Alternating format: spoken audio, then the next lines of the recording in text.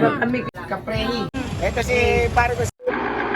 Hi mga kapreni! Malakas ang boses natin ngayon to the highest level. Pero yung mukha mo, hindi lume-level up. Pa-down kapreni. Ay talaga naman. Madaling araw na naman nga ako nagising kapreni dahil hindi ako pinapatulog ng konsensya ko. Masyado, walang ganun. Kaya madaling araw akong gumising kapreni dahil igagayak ko ang baon ng Kuya Kin. Meron silang tour sa school. Pinasama ko siya kapreni dahil may pera naman, may pangbayad naman. Inutang nga lang. Charis! Magdadala siya ng breakfast at lunch. Para makatipid ba, sabi sa kanila. Tinanong ko siya kung anong gusto niyang baon, ay bahala na daw ako. Ang baunin daw kapreni, yung hindi napapanis ng basta-basta. Yung 1 week daw tatagal. Bumili ako ng prem, sakto may natira pang adobo dito, kaya pinabaon ko sa kanya. Why?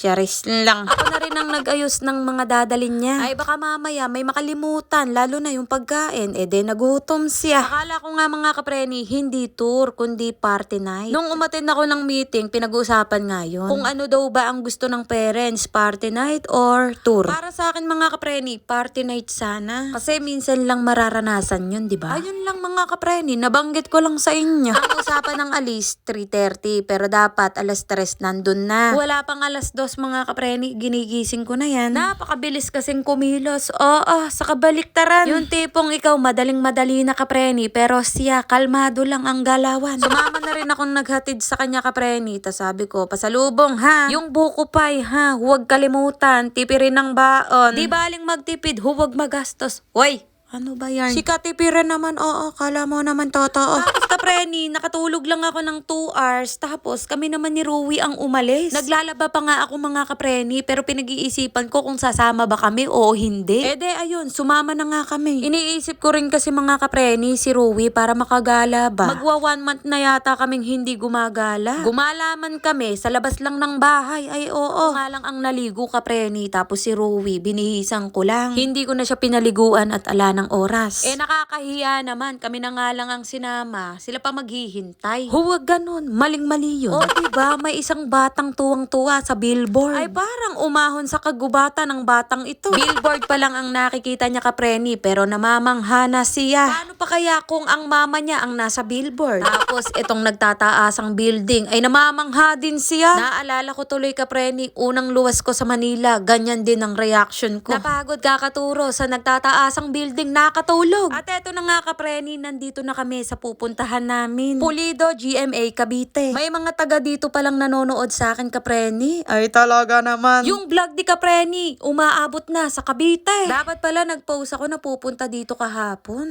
Kala mo naman sikat ay piling vlogger lang naman. Yung kusina ng tita ko, dinala na dito. Tingnan nyo naman ang mga dala namin, puro pagkain. Ano kasi kapreni, paano ko ba sasabihin? Paano ba? Oy, bawal magalit dito ha, dapat ako lang. Sorry na. Mamamanhi ka ng pinsan ko, kapreni. Kaya naman din kami sumama ni Rui dahil sa pagkain. Why, charot lang. Pagkatapos kumain, konting libang-libang, ay nag-uusap na sila. Kung ano-ano ba ang gagawin, alam nyo na yun.